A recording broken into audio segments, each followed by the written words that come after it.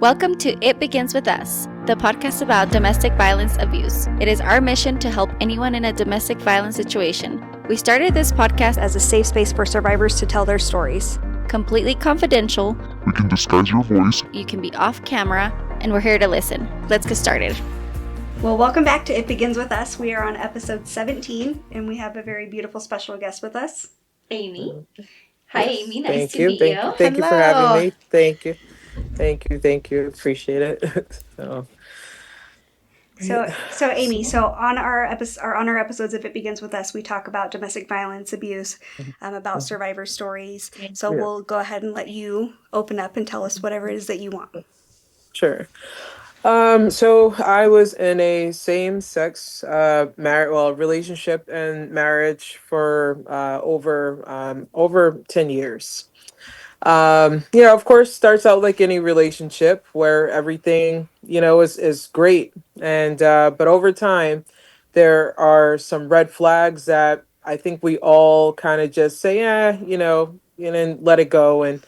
But those red flags are signs that, you probably should just, leave that person alone. And as I, speak on, like TikTok and other platforms, it's like, I don't listen, don't follow, what I did and ignore those red flags. I can remember the first year that we went on vacation together. We get in the elevator. Even before we get in the elevator, there was like a little, argument. Tried to walk away. Of course, I'm slapped and I'm like, wait, what are you doing? I try to walk away and, I don't want to make a scene, so I just, try to get her out of the elevator. She's already been drinking. Try to get out the elevator to, so we could be safe in the room and she could sleep it off, etc. So we get up the next morning. I don't even say anything. I just, let it go. It's supposed to be a beautiful time, right? So it's, yeah, you don't want to interrupt that. Right. Yeah. So, I just left it at that. And there was just other instances like, you notice like what you might think is like cute jealousy, but it's not. I went out with some friends and I come home. I said, hey, I'm going to shower. I've been out. It's hot. Take a shower. I get out of the shower. She pours water in my face. So, yeah. Sorry. Did you want to say something? No. Oh, I'm relating to some of your. Okay. So she pours water in my face, and I'm just like, I kind of chuckle because half of the time, when stuff would go on, I would just chuckle and try to walk away. There's just, throughout the relationship, there was just a lot of things that, weren't cute over time. We're on a cruise. She gets mad because someone is talking to me. She thinks I'm gonna ride off into the sunset with them, and I'm like, what? It started just becoming like a lot of like I felt as though it was delusion because I'm like, I'm not going anywhere. We're on a cruise. Am I gonna jump in the ocean and go somewhere with them? So I'm just like, oh my gosh, this lady. So I'm going towards the elevator with her because my friend is like, oh, she's running to the room. She's upset. So I'm going towards the elevator. Well, as soon as I get to the elevator, here she goes, punch me in my chest. So I saw, here we go. So I just walk away and I said, you know what? This is just not good.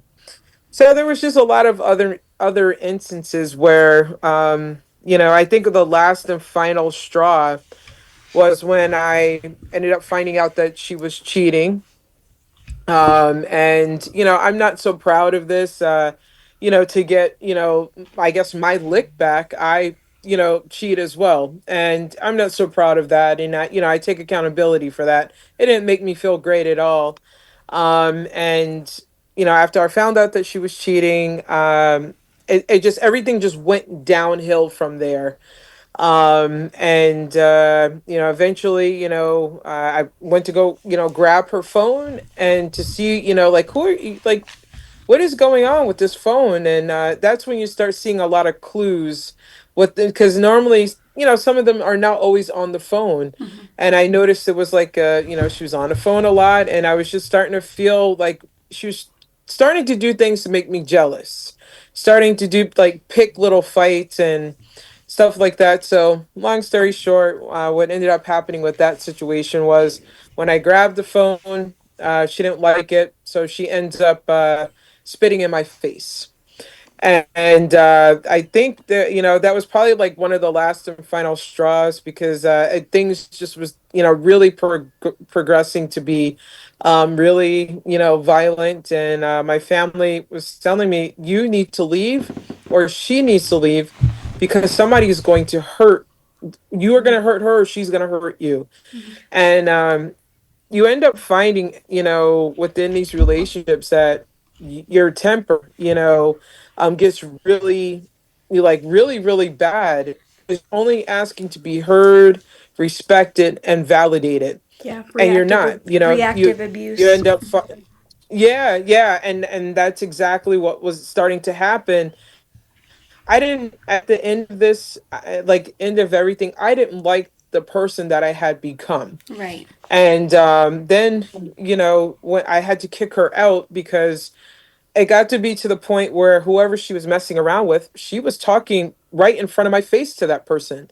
So I wasn't understanding why I was being treated in the way that I was. I tried to, because when you go on your first date with them, everything is great. You see, they bring the representative, they like what you like, they dislike what you dislike, and over time that just all just goes to the wayside, and um it just doesn't get any better. And I kick myself in the behind a lot, like, why did I stay so long? Mm-hmm. I saw what was going on, I knew that something wasn't right, and I end up getting married to this person. And so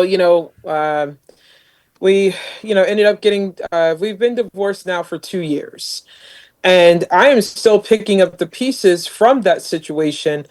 Yeah. There's a lot of things that, of course, I can't say on social media that has happened. And you know you don't know how many people they sleep around with. You just know they cheated, and your health could be potentially At put in risk. danger. Mm-hmm. Yep. They are lying to people about you, so you physically are not only in danger from them, but from other people.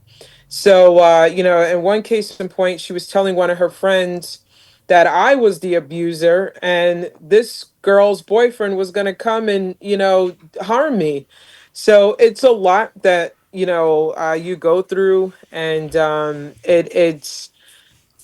me, it became shame and embarrassment, because most people will look at me and it's like, oh, well, you're more masculine and she's more feminine looking, she's more quiet, you're more outgoing.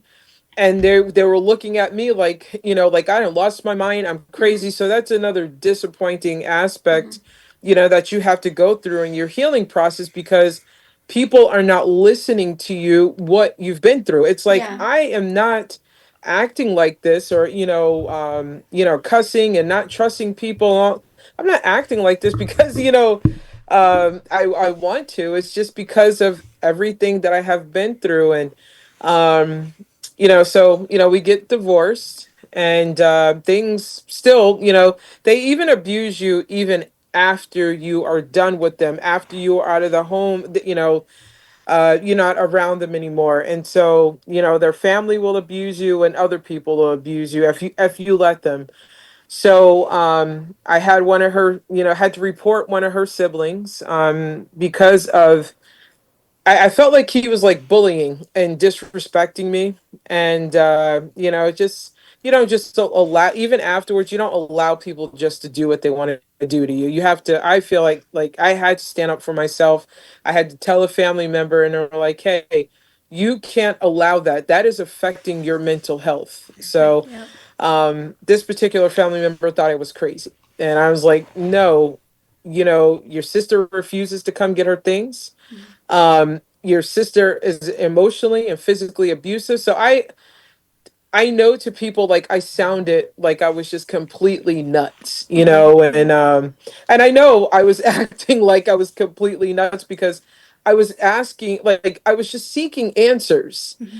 and I wasn't really being given any answers besides, well, she didn't want to be married anymore. Right. And it's like, but you shouldn't have married me in the first place. You shouldn't have wasted. Now, this is over a decade of my life, Right. so she I've been through the legal system with this woman. In my state that I live in, if someone if you're married or going through the divorce process, you could speed up the divorce process by filing a restraining order. If they give it to you, then of course it's granted, the divorce is granted, and it snowballs from there. You can even lose your apartment. So she's skipped out on rent. She's turned off my lights. I mean, all of these things that she was doing to me, Mhm. and I was supposed to stay calm, cool, and collective, Yeah. with it. So, and another instance of, so I ended up, that case. There was a lawyer that told me, "Hey, go file a restraining order against her. The judge is going to throw it out." So that's what happened. They threw it out. So since she couldn't get me on that, she waited until I guess we completely were divorced. And last year, she said that I was harassing her. So I said it was okay for her to turn off because she reported my cell phone stolen. Hmm. It wasn't stolen. I had it in my possession because it was a marital asset. Right. So anyway, long story short, what happening with that was, the case went on for 9 months. So she wasted my time for 9 months Hmm. through the legal system. So I said, everything that you did to me, I was trying to seek answers, and they won't answer. They won't answer to make you look like the crazy, deranged one. Yep. So when you go to explain to people, they're like, "Oh, well, you cussed her out and you did this and you did." I said, "But are you seeing like what she said to me, what she did to me?" Yeah. So, long story short, that case was dismissed and expunged. I have never even had a record in my life.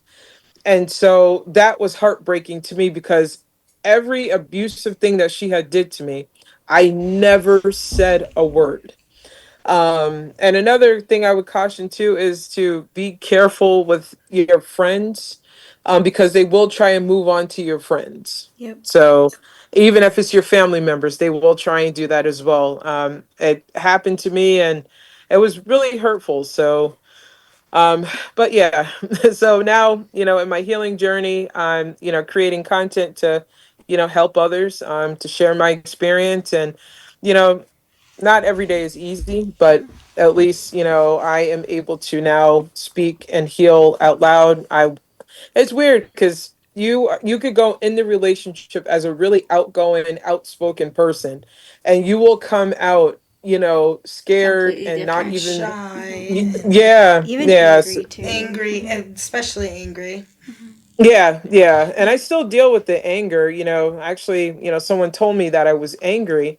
And I said, "You damn right I'm angry. I didn't Yeah. deserve for this to happen to Right. me. Yeah. It's like I tried my best. And not saying that, I was perfect, but I ended up becoming very frustrated. Hmm. And that, even when you're done with the relationship, that you're still gonna deal with that, frustration, hurt, and anger that doesn't just go away, and then neither does the triggers. So, but that's just my story in a nutshell. So, Yeah.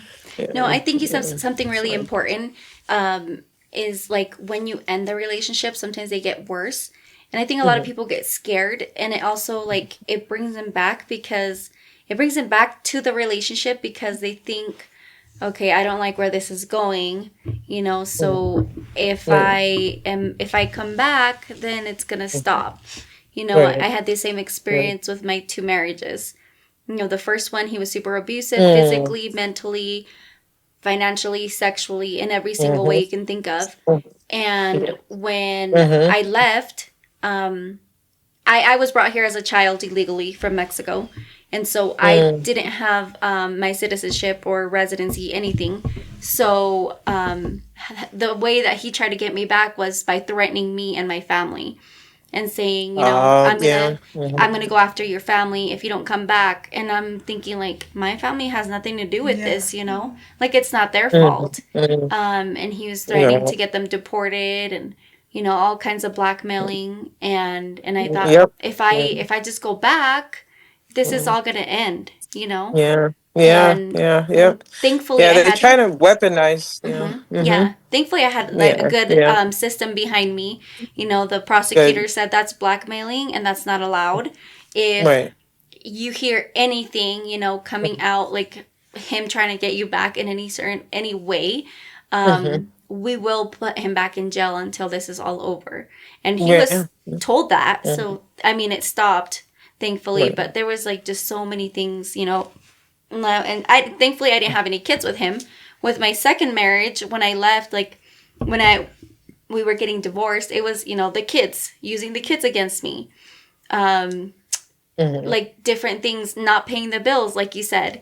We Mm-hmm. he was Mm-hmm. working before I asked for the divorce, and as soon as I asked for the divorce, he stopped. In 10 years, he always Yeah. he was a Mm-hmm. provider, and as soon as I tried to get divorced, I asked for the divorce, nothing was being paid. So, Mm-hmm. I had to work extra hours. Yeah. I had to Mm-hmm. work Mm-hmm. whatever, I'd sell whatever I needed. I get into more debt with debit Mm-hmm. card or credit cards, to Yeah. pay all the bills by Mm-hmm. myself.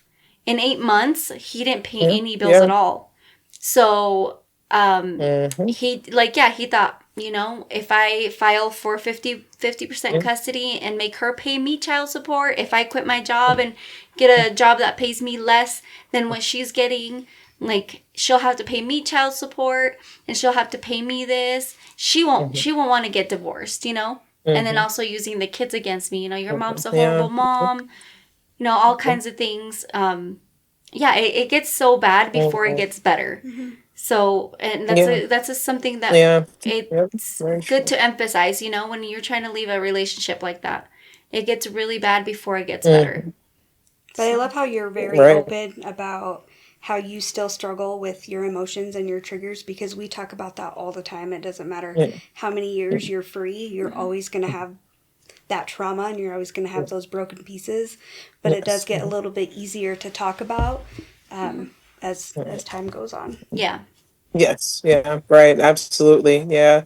I didn't tell my family things for a little while, and slowly but surely, I've been like opening up more, and they're able to understand, why, I was feeling the way that I was feeling, or why during the relationship I had stayed away, for a little while, because my family, like, they'll see me, they know I joke around, or I'm really talkative, and especially with them, and happy to see them, but I just could not wear that mask, and in front of them any longer, and so finally when I got out, I told them bits and pieces, but just up until I think last year I really started opening up more to them. So and I said to myself, I will never, allow that to happen again, for somebody to, to dim my light, to, I just, you start looking back, it's like, wow, I was really miserable, Yeah. Yeah. throughout that entire Yeah. process. So, And honestly, yeah. don't blame yourself if you do end up getting into another relationship like that, because it happens so many times. Like it's a Hmm. cycle. Yeah. You Yeah. think We think we're healed or that we're Hmm. healing and that we're Right. better. Like Hmm. I got into a relationship after my second marriage, Right. um right away, and at Hmm. first like I thought, wow, this is amazing. There was all these little red flags that like there was so many good things that I kind of like pushed those red flags away. Thankfully, I was able to Right. recognize as the time started going that I was like, this isn't okay. He's so Hmm. controlling. Like my second Yeah. husband was controlling, but this one, like, was Mm-hmm. way more controlling. That at first I thought, Mm-hmm. oh, he's making reservations for us to go to dinner after I get my nails done. Instead Mm-hmm. of, oh, he doesn't want me to go hang out with my cousin and my friends because he wants to be with me all the time. And I thought, wow, Mm-hmm. it's beautiful. He's making reservations for us. But Right. no, it was, I don't want you hanging out with anybody Anybody but else? me. Mm-hmm. Mm-hmm. So, That's exactly how they get. mhm, Because one, actually, my really good friend at the time, she would come over, probably twice a month. But I noticed every time she got ready to, like, hey, I'm coming. I'll be there like in 45 minutes. Cool. She would get here, and the person I was with would always start an argument with me. And, my friend was like, oh, I'm outside and I'm in here arguing with her. and I'm like, like they ruin everything. But Hmm. she didn't want this person to come over anyway. Yeah. And it started trying to plant in my mind, like, oh, the person's negative. The person, Hmm. is this and that They and isolate toxic. you Yeah, from yeah. everybody. Yeah. Yep. So, but I still, even at that time, I was like, no, she's still gonna come over. She's still gonna hang out, and it was a constant argument about this one friend. So, so we ended up doing marital counseling because it wasn't just the issue about the one friend; it was just about everything. Don't do marital counseling or any kind of counseling with these people because they know how to manipulate. I was sitting there looking crazy to the therapist or to the counselor and I'm like, I trying to explain and I'm just like so it got to be really frustrating to the point where in the end the counselor told me, you know what, you're wasting your money, this is not changing, and you guys got to figure out what you're going to do. So but yeah, so How long were yeah. you in your relationship for before before she started putting her hands on you? um I would say about a year. So the first time is when we went on this trip, Mm-hmm. and we were at some little amusement place, and she was drinking. So I said, you know what, come on, let's go. So she, didn't like it. So I said, you know what, let's get in the Uber. We got to go. So we get in the Uber. She's arguing with me. And then that's when, we get in the elevator, I guess so that no one will see. That's when she just, slaps the mess out of me. I'm like, oh boy. So I'm like, you know what? She's drunk. I'm not going to stoop down to her level because I'm going to go to jail Hmm. because they're going to look at me. And They're they're going gonna to look look at at my her. size. Yeah. They're going to look at her Mhm. and they're going to say, nope, it was you. And so Yeah.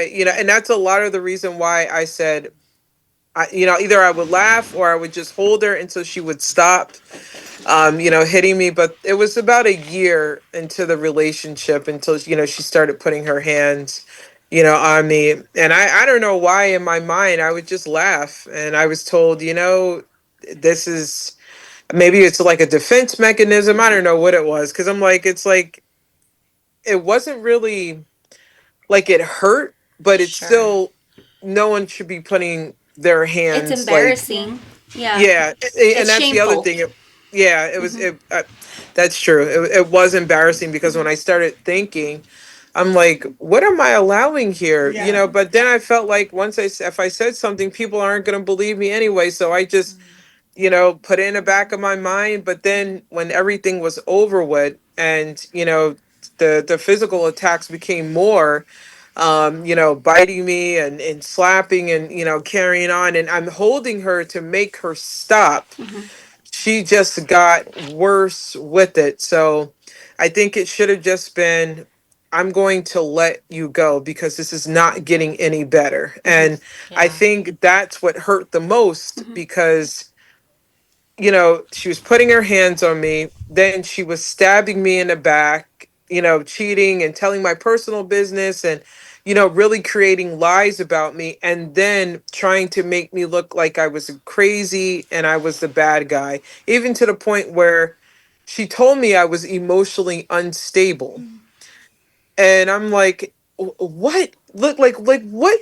Look what you did. You created, your actions did this. I am not crazy." So it hurt because her family started saying I was crazy. Hmm. Then, she had other people, "Oh, you're lashing out." And so I'm like, I was, like, and I'm crying out like, "Hey, I was abused. I was, emotionally."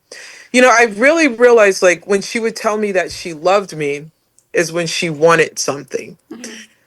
Yeah, and so I'm like, like I'm really, I was embarrassed about that too because I'm like, how can I be so stupid? Because anything she asked for, anything that she hinted that she wanted, I would just go run out and get it. Get Or, it. hey, take the card, Oh, you I can can get it. relate to that Mhm. so bad. Yeah. Yeah, and it's like, I mean, and now I realize that is emotional and manipulation, Yeah. and no one, I feel like no one understands when you're trying to tell them this person was emotionally like that's abuse, Yeah. you know. And then and you know, the icing on the cake in the end was that I was given the silent treatment because I started speaking on my experience. And she would not be honest with me. She just said she didn't want to be married anymore. And I put two and two together that not, you know, not only was I deceived, but I was, you know, that's, you know, the whole manipulation. I mean, the whole relationship was like I was with a con artist, you know, and just very deceitful. And it's like, I don't understand why can't I be angry? Why can't I be hurt? You know, and so I was saying to my best friend yesterday and today, I said, I don't want to feel like this anymore. This whole situation has, you know, I said, I've come a long way in 3 years, but I said, I don't want to feel like this anymore. And I say, even educating people on what I've been through, and please don't make my stupid mistakes, you know, and thinking that somebody actually loves you by, oh, just saying words or, you know, other little things that they do to make you think that they don't. And so, you know, I just told her, I told my best friend today, I said, I just kept saying it. I don't want to feel like this anymore. I don't want to feel like this. So. Yeah. We turn into people that we don't like and we don't recognize Mhm. anymore. I Right. remember my first marriage, I became very jealous and Mm-hmm. controlling. Yeah. I would go crazy all the time. Like, I wanted to know what was on his phone. You know, Mm-hmm. anytime he would go to the bathroom or the shower, Yeah. or Yeah. he wasn't home, I would look through the computer. I'd look through his clothes, like stuff that I would never do. You know, like, Mm-hmm. I'm not Yeah. a Yeah. controlling, jealous person. With my second Right. marriage, like, there was never any cheating or anything like that. And I'm like, Mm-hmm. in 10 years, I never acted jealous or insecure Right. because he never made me feel that way. You Right. know, like, Mm-hmm. Right. I never Yeah. had that experience before with other relationships. Yeah. So it's, Same. yeah, they Yeah. change you. They change Mm-hmm. you and I said, I never ever want to feel that way again. Right. So Right. I watched for those red flags when, you know, when I've been in other relationships. I'm like, if I start to ever feel in any way the same way I did before, I'm like, I need to run. Right. Right. Because Yeah. Yeah. you, That's right. if you don't like yourself, when you're like that, like, you need to recognize those red flags in Right. yourself, you know, to walk Absolutely. away. Yeah. Yeah. And it's Absolutely. hard. Like, we say that, like you gotta walk away, you know, when you see red flags, but it's hard because sometimes you're so invested already Yeah. that it's hard to walk away. You know, you remember all the good things and you think it's just gonna be back to that, you know. Yeah. But Yeah. sometimes Because it's your mind flips because it's like, well, if I change this, they don't like, then maybe Yeah. they'll love me again and everything will be good. So you Yep. fix that one thing and then they find something else and then Mm-hmm. it's always something else. And Mm-hmm. that's why it's so hard for us to mentally see ourselves better. And I know that even now I still struggle with a lot of it, and I know that you do too, and I know that you do, and anybody that goes through any kind of abuse, we always overthink. We always feel Right. like we're always overreacting. yeah. We Yep. always feel like Yep. we're the crazy ones. We shouldn't feel Yep. that way. But it Yeah. also comes down to being able to surround yourself with people that are going to truly understand you without being like, girl, why are you acting like that? Instead, it's like, remember what you've gone through. Remember that Mm-hmm. pattern that you had to save yourself from and protect Mm-hmm. yourself from. Like, Right. you got to have that circle of friends that you can Yeah. just call and be like, this is how I'm feeling. I can't feel like this. Why do I feel like this? Why is the Yeah. world falling apart? Like, it's really good to find a group that, like, Mm-hmm. that support group and Yeah. even just us here. Like, it's so powerful to be around somebody that just hears you and knows Yes. exactly what you're going through and knows exactly what you're feeling without saying anything. Yeah. Right. Because there's Right. a lot of judgment when you talk about being What in you a went relationship. through? Yeah, Yeah, what you went because they're like, Mhm. why did you let Mhm. it get that Well, and bad? it always Right. seems, because we're finally speaking up, it always seems like it's one sided. Like you're finally Mhm. sharing your side of it, Mhm. but that's exactly what they say is, well, if it was really what you say it was, why did you stay? Well, because it wasn't always like that. And Right. honestly, you do want to ignore the red flags. You want them to be orange. You don't want them Right. to be red. You want to believe that it will get better because it started out awesome. That first year, I feel like that first year is, they're on their best behavior because they're learning they're learning what they can and can't do. But then after that, they will continue to show you. And so that's one thing in our healing process. We have to really not ignore those red flags, but also they will show you. They're telling you what they really mean, and they will show you. And for whatever reason, we put on those blinders where if we were just to sit back and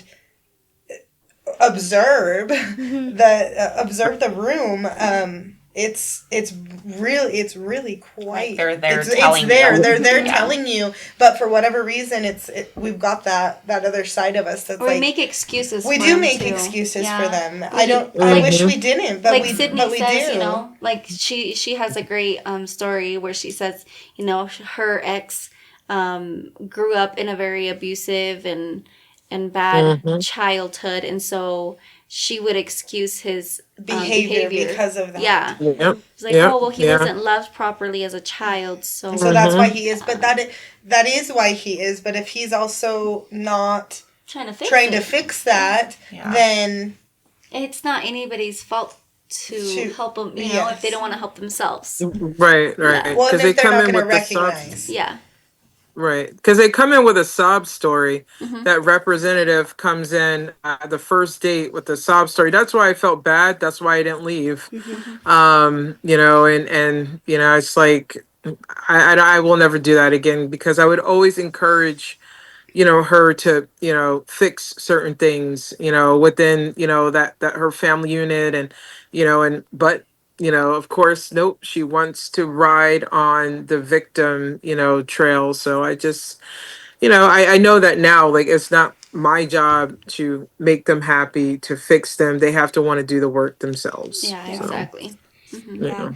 Knowing what you've, or not knowing, but going through the journey that you went through and now you're in your healing journey, what is a really great piece of advice that you can give somebody that's going through an abusive situation right now that is still in that blind phase where they're like, I know they're bad, but I also know they're good? What is a good piece of advice that you could give to them that would maybe help them see a little bit clearer? I guess to for I guess for myself, I would have to put myself in that box of give yourself grace. You know, not every day, you know, is going to be a, you know, a good day. And even though you might see, you know, those red flags, unfortunately, you know, you might want to get out. You have to really sit with yourself and say, hey, you know, because I did this a lot. When I know I needed to leave, I know I needed to get out. I I said, all right, you know, I'm gonna leave. I'm gonna leave, and I prayed, and that's the other thing too, is to pray about the situation, for strength, and to, you know, one day, you know, God will just, for me, I kicked her out, and that was my, like, you know what, that was my answer because I had kept praying, you know, I'm trying to show myself grace. I had a friend that kept saying, show yourself grace. You're going to get to the point one day where you leave or you kick her out or something, or she's, you know, she's going to kick you out, and that's okay.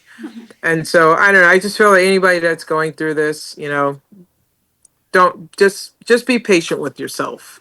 The answer will come when it's time for you to, you know, leave that situation. So sorry to be sputtering all over. I was trying to, you know, just Yeah, really no, I like think, it's that. good. It's good. yeah, I like to that. think like what I did during those times.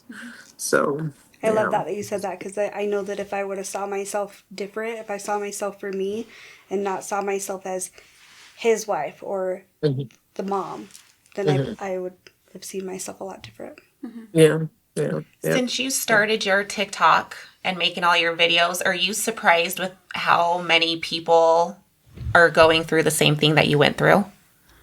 Yes. Yeah. Yeah, I absolutely was from the beginning. So I think when I initially started, I get a few views and a few comments.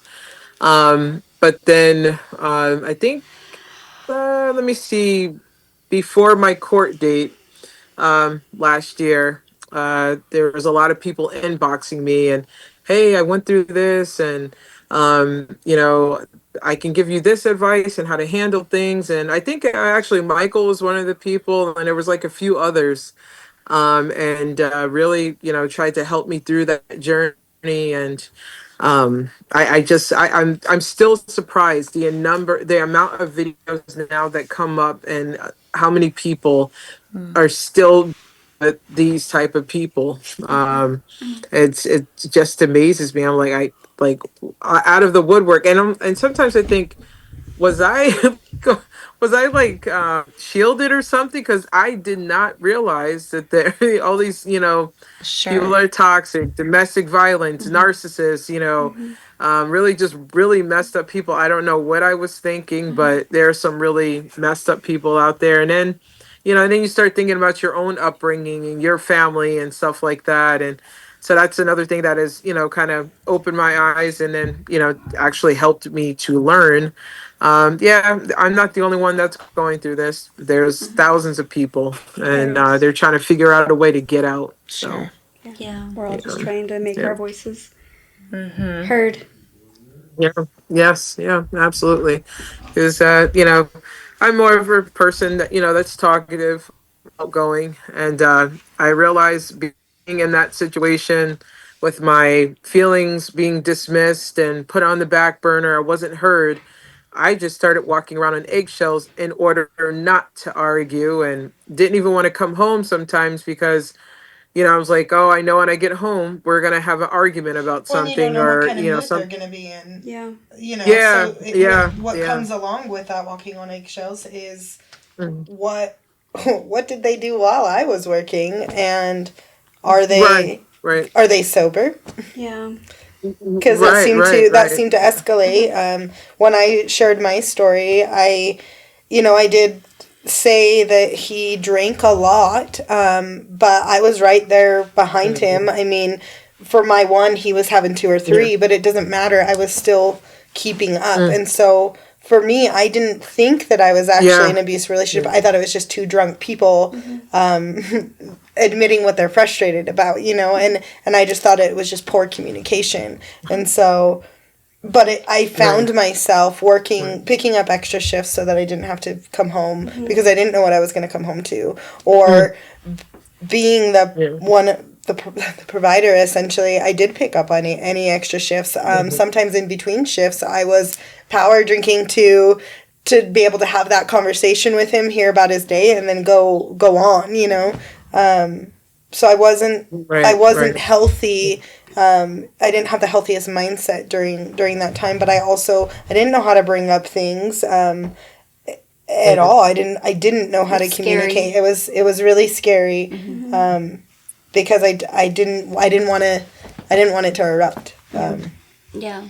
So You didn't want to I didn't want to poke the bear. Essentially, disturb the peace. Yeah. Yeah.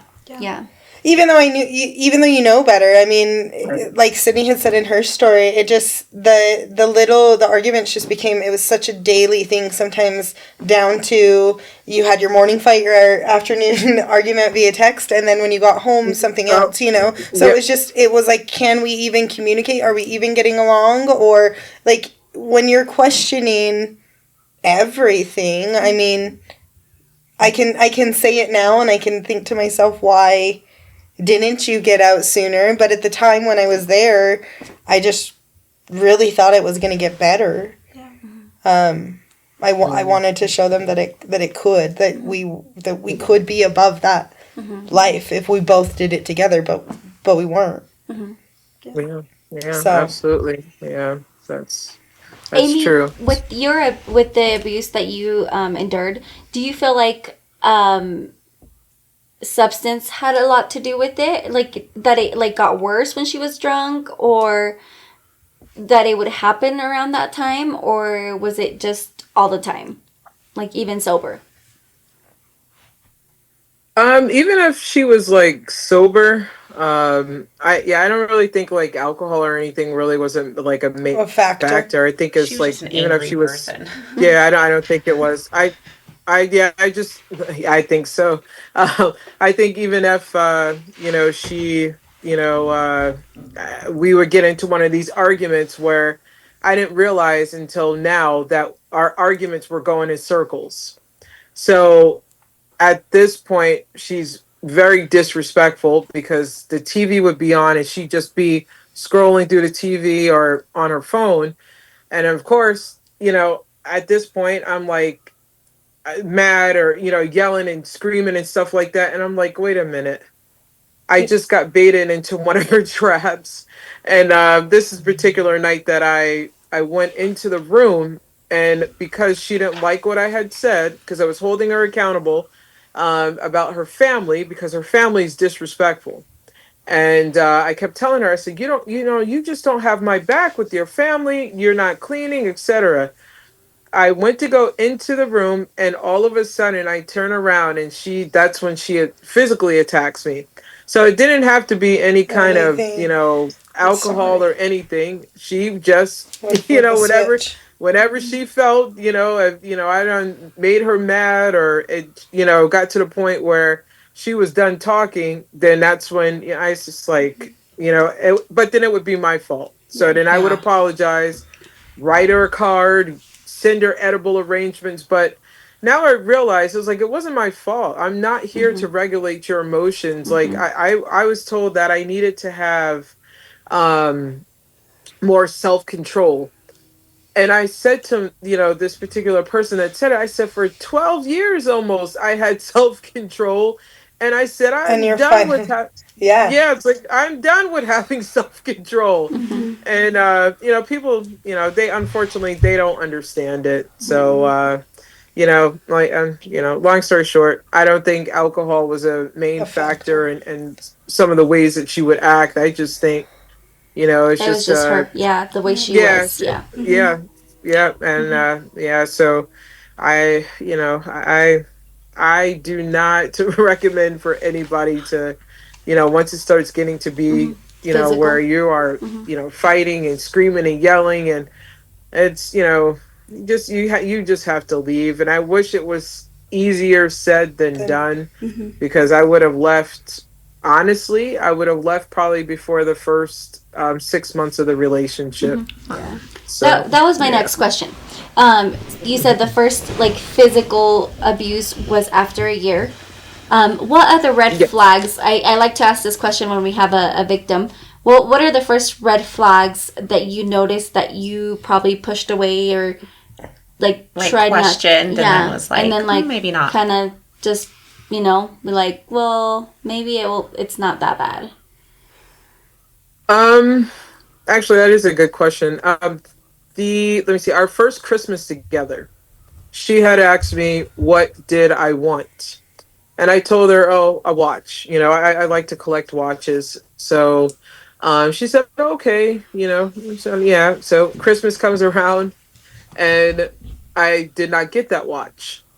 And I said, normally if someone asks, what you Right. want for Christmas, they're going to get you what, That you and what they asked you, what did you Mm-hmm. want? So I asked her, she had given me something, but not what, Right. Yeah. that, Yeah. what I had told her that I wanted. Um, and then she proceeded to lie about it. So she was like, I guess whatever, something came up or whatever. And so I waited maybe about like the following week, and I talked to her about it. And she apologized, but I could tell shame in her face because she had been caught. Mm-hmm. And that was the first red flag. So, second red flag was, with her family not having my back. her mother was actually talking behind my back, and I excused it, and I, went along. You know what? I'm be respectful, and I'm going to keep it moving. So there was like many other red flags that I should have, Yeah. I would have saved myself a heartache I eyes. Yeah, I think when Yeah. like when we go through those red flags, like they're small to us, so that's why we're okay with it. But then once they Right. like add up and add up and add up, those red flags become Bigger. bright Bigger. red flags. That you're like, why didn't I make a move then? Right. It's Right. just it's like a bucket. That's how I feel. Like like it's filling up. It's filling up until it overflows. Slowly leaking, Yeah. and then Yeah. it Yeah. dumps. Yeah. Yeah.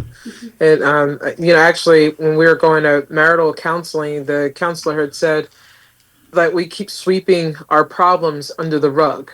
And I had said to him, I said, I'm not trying to sweep it under the rug, but when I go to confront her or say something, I realized I was not in a safe emotional place with her, nor was physically was I safe either.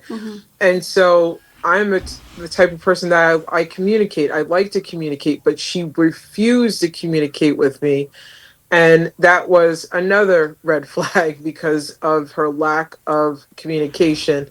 And but yeah, so the counselor said the more and more we keep sweeping that stuff under the rug, It just it's adds up. eventually it's going to just Well, explode. it And that's festers for so long that yeah, that's exactly what happened. And and then that's when a lot of trouble ensues because your feelings are hurt from all of that stuff that just exploded, and they don't care. And they And don't say anything. It's like we have the same person, just different bodies. Like our exes are like the same person but different bodies, because he would always ignore me after he knew exactly what to do and what to say to like get me to freak out. But then once I freak out, I'm the crazy one and they're quiet. yeah. And it's so frustrating because then that explains why we don't like the silent treatment. Yeah. Because we were constantly feeling like we did something wrong to cause the whole silent treatment. And then, mine was a little bit different because he didn't have a drinking problem. He was just always angry. But he knew exactly what time I was getting off. And if I didn't get off, he would drive to work, wait for me. And if it was 9 o'clock and I was off at 9 and I was still inside, he would sit there and call and call and call and honk the horn until I went outside. And then we got home and everything unleashed. And then you're the crazy one because, oh, look what you made me do. Now there's no dinner on the table because you decided to stay late and talk with your friends at work and all of these things. So it explains exactly why we get triggered by scents and smells and words, and emotions are always crazy. And Yeah, absolutely right. Yeah. And people do not understand it that have never been through it. Yeah. And I just don't explain to people anymore. If I'm explaining the same thing over and over and over, I just was like, nope, because I'm starting to become triggered. And then I just, nope, I can't do it. And then sometimes, I don't know if you guys go through this, but does it take you, once you've been triggered, does it take you like a while to come off of that trigger? yep. Yeah. Or are you able to snap out of it? No, it takes time. Takes a little bit. Yeah. Yep. well, it takes time because you're trying to dissect exactly what Just that. caused it, but then you also most of the time we're triggered because we feel unsafe. And so in rapid fire you have to remind yourself that you are okay, you are safe, and you have to reassure yourself that way. But then you also are trying to analyze, well, what the heck, why did that come up in the first place? Because it always is at the most random time. Yeah, it is. Yeah, absolutely. Yeah. I mean, actually, this week I was triggered. Someone had sent me a picture of my ex and a former friend, and I thought I was going to be okay. And it took me 2 days to kind of come off of working through it and not wanting to strangle, either one of them, because I had gotten so Yeah. riled up. It's like, my former friend was like, you know what I went through. Why are you friends with that person? And so, you know, she didn't understand why I was upset.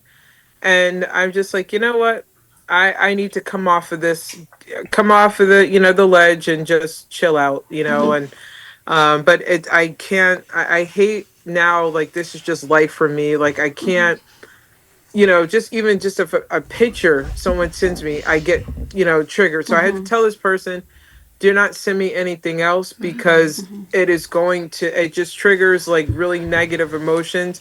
And I don't want to feel like that. It's just, I'm not at the place where um, I could, just walk out of that type of trigger like right away. It still Yeah. takes me a little while. Well, Yeah. 2 years is very recent, honestly. I mean, I still get triggered 15 years later and 4 years later. You know, Yeah. maybe they're not. Okay. Sometimes we don't. They're not as often anymore. The triggers aren't as Mhm. often, but they still happen. You Right. know, Right. Yeah. especially Yeah. like I said, the most recent. You know, like with my last husband, 4 years. Um, I get triggered more with him when I see patterns with Right. people I talk to or relationships I have, even with friends or family, just Right. because, oh, well, that happened here. So then, yeah, it triggers me.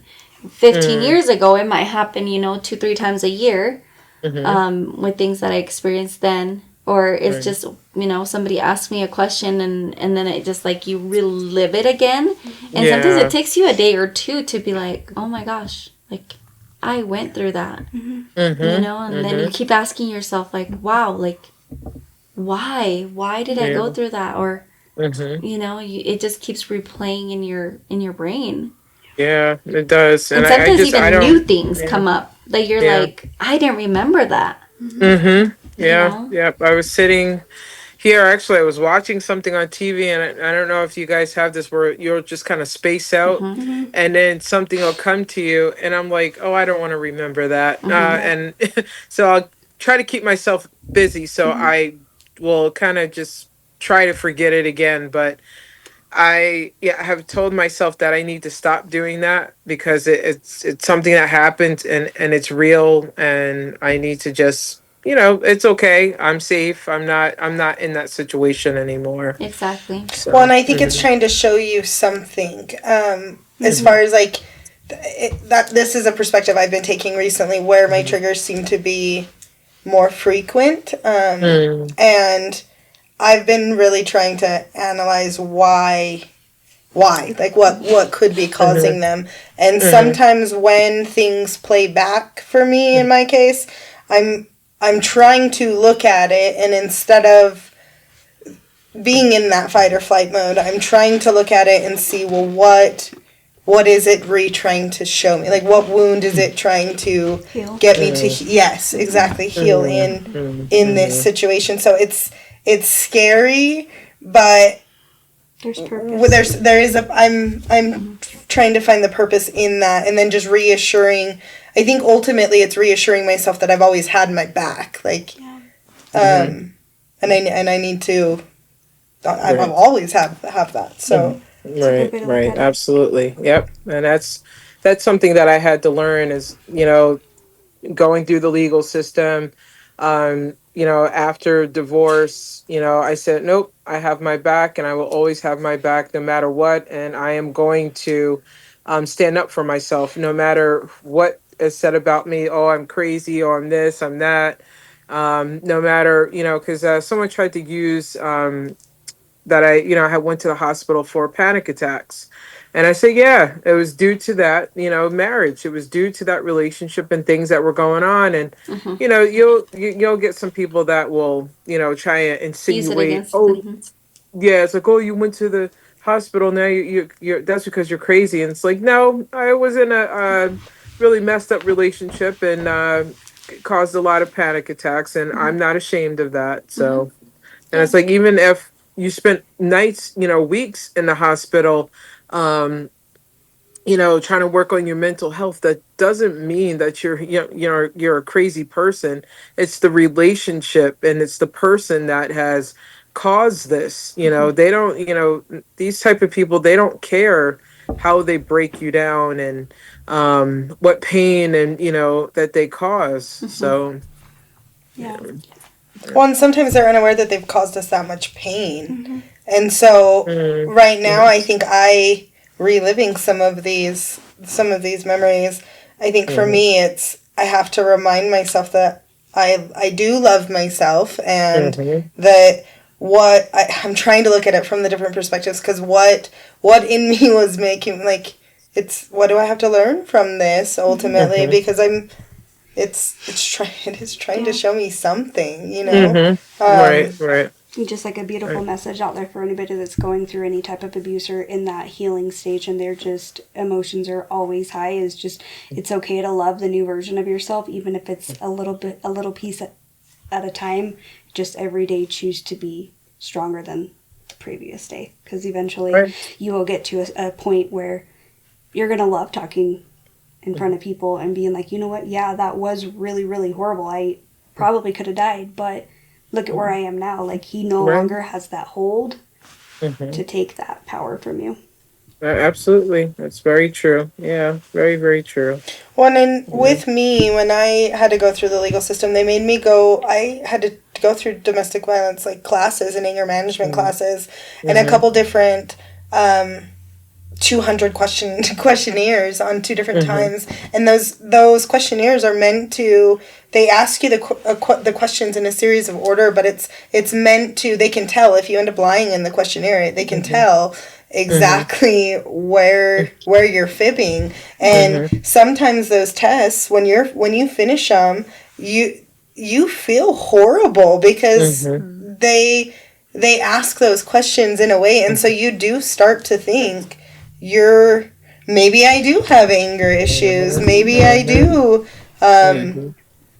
need to learn how to regulate and not let my emotions get the best of me. Maybe I am at fault for certain things, and so having to take that and going into the program, taking those, and then coming back out, and still staying consistent, but yet also seeing that progress in the courses that I did take. It was really cool, and I know it saved my life. Going into it, I was angry that I had to, but it really did save me, and now being able to reference being able to reference that and re-go through the workbook is it's amazing. It's an amazing feeling, and it's been over 5 years for me, and it's refreshing to see the growth, and also yeah, absolutely, yep, that's very true, very, very true. Well, and going back to what you said a while ago about explaining yourself to people who have never been through a domestic violence situation, I personally have never been through one. I've never understood. When I would hear about them, I would think the same thing as everybody else who's never been through one. Freaking just leave. Like, what are you doing? Pack your stuff and go. It can't be that hard, right? But then coming to 16, 14 and going through personal things with Angelica, it really opens a person's mind and understanding as to why it's so hard. And so, yes, I've never been through it, but now I can confidently stand up for these women as an outsider. Like, yes, we've never been through it, but that shit's hard. Like, it's not as easy as everybody thinks it is for them. So I'm kind of on like a different end of the stick, but at the same time, you offer a different perspective, and it's really grateful that you're able to offer that perspective. Right. Yeah. We definitely, it also helps, like, I could see, like, you've never been through something like this, but you have empathy, you have compassion, and, you're willing to educate yourself to be able to help others. So that, shows a lot, and that goes a long way. Yeah. And it means a lot to those of us that have been through it. It's not is not a, a walk in a park. But Right. I love that you didn't understand, and now you're like, nope, I understand, and and you're willing to, just, to be there as, shoulder to cry on for your friends, and just willing to be educated, not, Exactly, educated. making, And I think right. so many people that have never been through it, they need to be educated on it, because it is, I mean, it's more common. So common. So yes. common. Yep. And that's one thing that we constantly say, like, you really never know what someone is going through. And just be kind. Be kind and extend that hand if you can. Yeah. How you can. Yeah. Even if it is just an ear, even if it is just a phone call, being a phone call away, or Yeah. Right. Yeah, very true. Very, very true. Well, we are super, super blessed and thankful that you were able to be a part of our podcast today and tell your story. I am a big, huge believer that by telling your story, you're saving somebody else, even if they don't mention it. Just by listening and watching, you're saving them, because when you're going through something like that, you literally feel isolated and you feel like you're by yourself, because that's how they make you feel. And they make you just feel like 1% when you should feel 10% or 100% or whatever spectrum it is. So I'm very grateful for Michael and what he's done, and I know that God has his hand all over all of us as we're healing, and he puts people in this beautiful room with purpose and with a reason. And I'm so grateful that you messaged, and I'm so grateful that Sandy and Sydney were able to jump on that call the other day, and you'll see a lot more of us on those calls. But I'm forever grateful, and I am so blessed that you're safe. And if you ever have triggers and you're just like, I don't know what to do, call us, because we literally call each other all the time, and we're like, why do I feel like this? So, and it's just, it's so nice. So we appreciate you very much, and I have so much love and heart for you. And like I said, thank you so much for coming on. Thank you for coming on. Thank you. Yes. Thank you Thank so you, much. ladies. Yes, thank you. Yes. I appreciate it. Thank you, ladies. Of course. I'm going to go add myself to your TikTok page now. Me too. What is your TikTok page? I'll send it. Yeah, of course. Well, thank you. And I'll, maybe follow have all her tell us what it is. Yeah, so you can others tell us what your TikTok is, and we can put it like in the... And we can link it. Yeah. I think it's kind of funny because I actually forget my own TikTok. I think it's never dim your light. I could send it to you guys on the 1614 on your page. Yeah. I'll just send it to you. Perfect. I don't know if did you find it? Yeah. Yeah. Oh, okay. Well, never dim your light. Yeah. Okay. Then it's like remembering your own phone number. Yeah. You never call yourself. Right. Perfect. Right. I'm like, oh no, I'm put on the spot. I can't remember. No, that's okay. Like, dang it.